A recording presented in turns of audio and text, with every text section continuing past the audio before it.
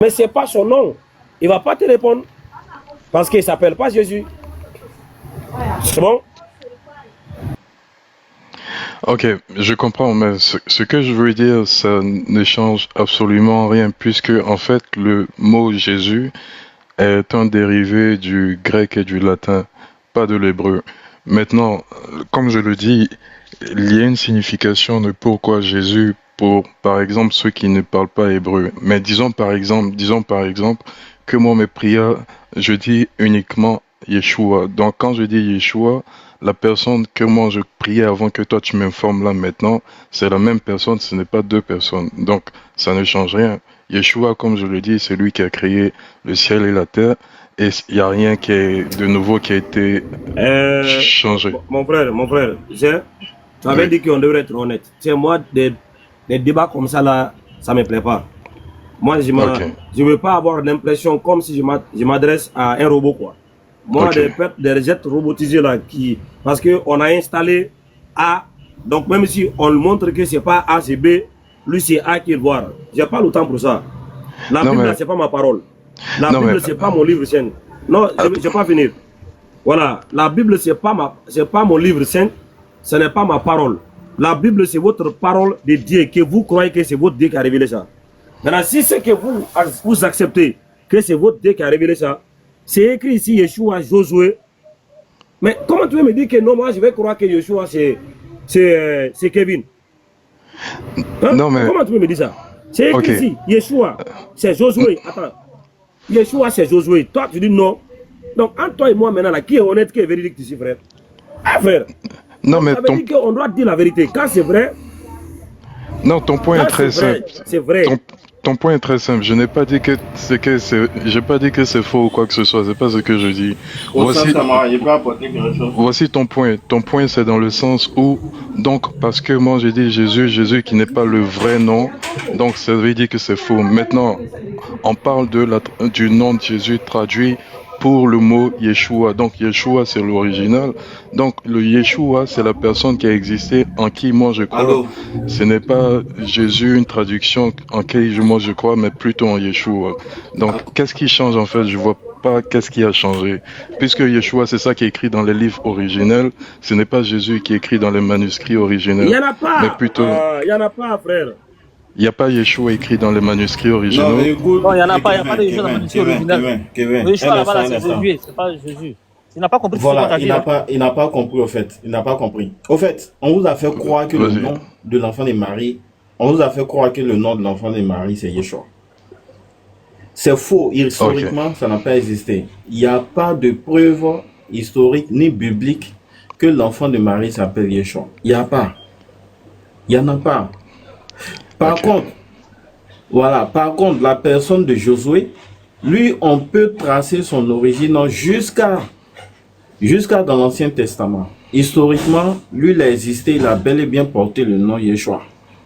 Mais concernant pour le cas de celui que tu adores, ça n'a pas existé. Il n'y a pas. Ok, donc ce que tu es en train de dire, c'est que dans les textes originaux, il s'agit de Josué et non Yeshua. C'est bien ce que tu es en train de dire. Oui, justement. Et puis le Nouveau Testament a été écrit en grec. C'est pas écrit en araméen ni l'hébreu. C'est écrit en grec. Voilà, c'est les Grecs qui ont retracé l'histoire de l'enfant de Marie. Donc, tu peux pas, en aucun cas, tu peux pas trouver Yeshua. Ça, c'est impossible. Ok, ça, donc on va commencer. L'Ancien Testament a été écrit en hébreu. Donc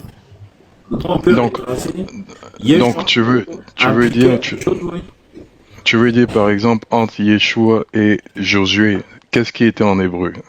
Parce que voilà, les deux ont des significations, viennent de langues différentes. Donc, parce qu'il y a un qui est en araméen et l'autre qui est en hébreu. Pour toi, lequel en hébreu, lequel en araméen? Non, Josué, ça c'est en français. C'est une traduction française. Voilà, merci de préciser. Salam, pardon. Il a mis une subtilité qui n'est pas correcte. Il dit il y a quoi qui est en araméen, quoi qui est en hébreu. Il n'y a rien qui est en araméen, rien qui est en hébreu. Les deux sont Excuse-moi, autant pour moi, mais voilà. il vient de préciser ce que je cherchais à dire en fait, parce Voilà. que le Josué c'est en français, ce n'est pas en hébreu. Yeshua, c'est pas en araméen. Yeshua, c'est en hébreu. Tout ça, c'est hébreu. Donc le premier mot qui existait, ça a toujours été Yeshua. Josué, c'est juste une traduction en français. C'est une traduction de Yeshua. Et Jésus n'est pas une traduction de Yeshua. D'accord, mais le Yeshua a toujours existé. Oui, ça a existé. Donc exactement, c'est ce que je suis en train de dire. Celui en qui moi je crois, c'est le Yeshua. Maintenant, tout ce qui est traduction, c'est juste des traductions. En fait, tu n'as pas compris. Quand on parle de Yeshua, ça fait allusion à Josué. Yeshua ne fait jamais allusion à Jésus. Et il n'y a pas de problème. Quand tu veux faire en sorte que Yeshua fasse allusion à Jésus, ça s'appelle la croyance gratuite. Non, pas du tout. Pas du tout. Ce que je veux dire... Sur quoi tu te bases pour dire que Yeshua s'appelle Yeshua? Attends, Yeshua a existé depuis l'époque de Moïse. Il faut lui dire ça. Depuis l'époque de Moïse. Oui, je ne vais pas à l'encontre de ce que vous êtes en train de dire. Ce que je suis juste en train de dire, c'est que le Jésus dont vous parlez, vous faites comprendre qu'il n'a jamais existé. Non. On n'a pas dit que Jésus n'a pas existé. Hein. La personne a existé. Ou bien celui que vous appelez Jésus là, il a existé. Mais est-ce qu'il s'appelait? Comment il s'appelait? Son vrai nom c'est quoi? Donc vous voulez dire Josué, dans la vraie traduction de Yeshua, là où je n'en disconviens pas, je suis d'accord, mais ce que je suis en train d'essayer de dire, c'est que ce n'est pas la traduction que moi je regarde, c'est plutôt la personne qui a existé, donc non, Yeshua. S'il te plaît. Ce qu'on est ici, on est en train de faire ici, c'est un exercice académique, intellectuel. On n'est pas en train de faire de la croyance ni de la dogmatique. Vous voyez un peu? Voilà. Donc ici, là, est-ce que académiquement ou bien intellectuellement, on peut attribuer Yeshua à Jésus? Non. Mais je dis non, j'ai été d'accord avec vous pour dire il n'y a pas de problème. Non, si on ne peut pas le faire, c'est fini, le débat est fini. Vos croyances là, c'est pour vous, ça c'est personnel. Les enfants croient au Père Noël, mais ça ne fait pas le Père Noël quelqu'un qui existe. Les croyances là, vous pouvez croire en ce que vous voulez, monsieur. Non, mais on est dans un débat théologique. Dans la théologie, on parle de croyances. Non, on ne parle pas de croyances. Dans un débat théologique, c'est de démontrer. Oui, mais... Avec la force des arguments. C'est pas avec la force de la croyance. La croyance n'est pas un argument. On démontre sur quoi? Le sujet, c'est la religion. C'est la religion, mais vous savez, vous devez comprendre que la croyance n'est pas un argument. Je dis je crois, c'est pas un argument. La croyance n'est pas un argument. Mais voilà, dans on croit alors? On place des arguments pour étayer nos déclarations. Mais vous faites une déclaration et vous voulez l'étayer avec de la croyance. Mais la croyance n'est pas un argument pour un débat. Non, mais la raison pour laquelle j'étais mon argument sur la croyance, c'est justement parce que il m'a posé la question en quoi je crois. C'est sur ça que, par exemple, il m'a dit s'il arrive à démontrer par A plus B que oui, c'est faux, est-ce que je change de religion? Donc, il faut que je change de croyance. En fait, tu n'as pas compris sa croyance. Pardon, sa question. Quand il demande en quoi tu crois, le nom en quoi tu crois là, est-ce que scientifiquement tu peux le prouver? Non, mais... il va seulement rester dans la croyance, mais est-ce qu'il est logiquement ou bien raisonnablement prouvable? Non. Raisonnablement, le nom que tu dis là, il n'a aucune base. Aucune base. Mais je suis allé pour dire d'accord, je n'ai pas dit que non. Une fois qu'on est d'accord avec ça, le débat est fini. Après, maintenant, si tu veux croire, il n'y a pas de problème. Il n'est pas là pour changer ta foi. Hein. Il a dit ça peut-être juste pour te taquiner, mais il n'est pas là pour changer ta foi. Si une fois que tu es d'accord que le monsieur, son nom, son véritable nom, tu ne le connais pas. Non, mais... Non, dès lors où tu dis que je ne connais pas, c'est là où l'erreur se trouve, puisque le nom original est Yeshua. On connaît le nom original. Non. Pourquoi tu te fais dire que c'est Yeshua? C'est sur quoi je te base pour dire que le nom original c'est Yeshua? Parce que quand tu prends les livres manuscrits originaux, Yeshua est écrit. Donne-moi le nom du manuscrit. Ok, tu vas prendre par exemple Codex Vaticanus. Ok, quand tu prends Codex Vaticanus là, c'est à quelle partie on met Yeshua dedans? Dis-moi. Dans les textes où c'est marqué Jésus, c'est marqué Yeshua. C'est faux, cher ami. Le Codex Vaticanus, écoute-moi bien, écoute-moi très bien.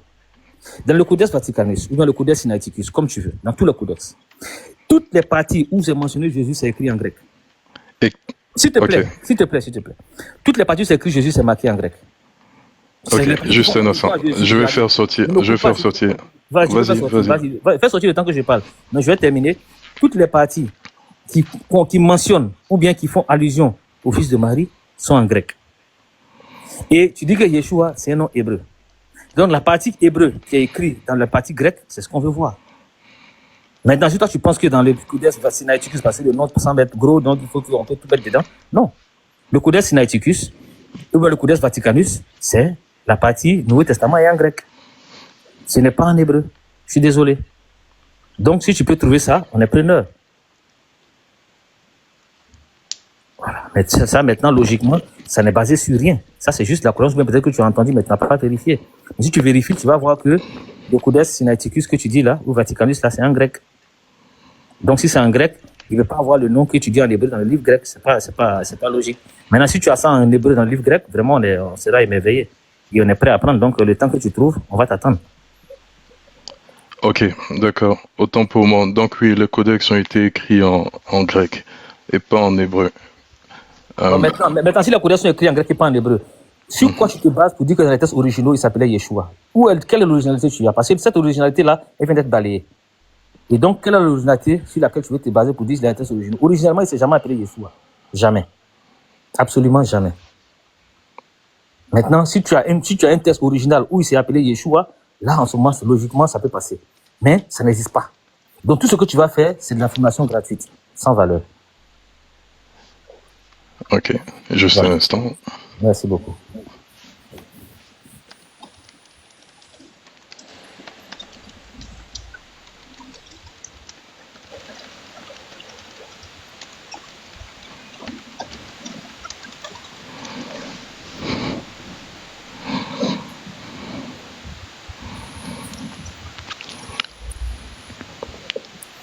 Ok, donc dans les codex, on a le nom Jesus, qui est la transcription grecque du nom hébreu Yeshua. On est d'accord ou pas? Non, on n'est pas d'accord. Moi, je veux dire, est-ce que dans le Codex, le fils de Marie s'est appelé Yeshua? Oui ou non? Dans le codex, est-ce que le nom... est-ce qu'il s'appelait Yeshua? Est-ce que le nom de Yeshua dans le Codex fait référence au fils de Marie? Non, comme tu l'as dit, dans le codex, c'est écrit en grec. Donc, ce n'est pas écrit Yeshua. Il n'y a pas de problème, je suis d'accord. Maintenant, quand toi, tu dis que dans les livres originaux, son nom c'est Yeshua, quel est ce livre original-là? Parce que tu as dit le codex n'est plus valable. Donne-nous le livre original où il s'appelle Yeshua, s'il te plaît. Non, pour le Nouveau Testament, le livre original, c'est le codex. Il n'y a pas d'autre original que ça. Oui. Maintenant, donc, si tu n'as aucun livre où il s'appelle Yeshua, sur quoi tu te bases pour faire croire que son nom original, c'est Yeshua? Non, en fait, le codex, c'est qu'on appelle ça. C'est quel manuscrit? Les manuscrits originaux, il y en a 25 000. Ils sont où? Ok, tu veux savoir le lieu où ils sont, juste un instant? Non, tu peux nous présenter un seul. Je vais pas dire le lieu où ils sont, juste nous présenter un, ici, qui dit qu'il s'appelle Yeshua.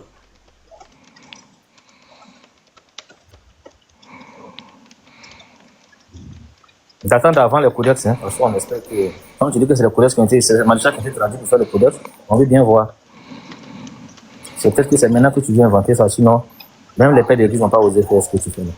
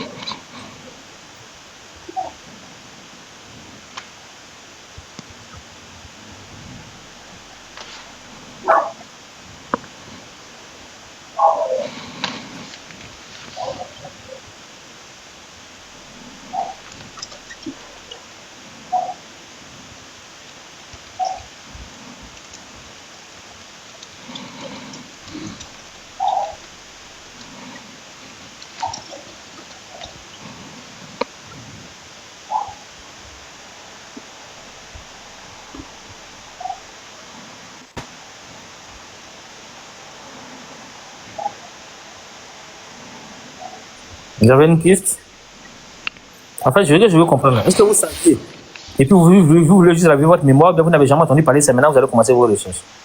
Non, je viens de voir ça, je savais pas que pour les codex, il n'y avait pas de texte en hébreu, c'était uniquement en latin et en grec. Ça, je ne savais pas, je viens de découvrir. Okay. Donc, c'est pour gagner du temps que je préfère couper parce que en fait, ça n'existe pas. Et si on voulait essayer quelque chose qui n'existe pas, on risque de passer l'éternité ici. En fait, il n'y a aucun livre hébreu, ancien en tout cas, qui le mentionne avec ce nom-là. Il n'y en a pas. Donc, quand vous voulez faire croire qu'il porte ce nom-là, c'est juste une invention arbitraire. Ça ne repose sur rien. Ce n'est pas une déclaration gratuite. Donc, en fait, je pense que j'ai vu dans votre profil là que vous êtes écrivain. Mais bon, je pense que quand on est écrivain, il y a une minimum d'éthique qu'on a face à face des écritures. Non, c'est pas sur le même sujet, ça n'a rien à voir. Non, je sais que je veux dire que vous avez des bases en littérature. Et donc, quand on a des bases en littérature, peu importe le sujet, c'est la littérature, les écritures et c'est la littérature. Donc, si vous connaissez les bases de la littérature, bon voilà, il ne faut pas passer ça parce qu'on veut croire. Non, d'ailleurs, je n'en disconviens pas sur tout ce que vous dites et je suis d'accord. Je n'ai pas refuté ou refusé quoi que ce soit. Yeah. Okay. Donc, si c'est ça, je pense qu'on a fini. On peut passer à autre chose.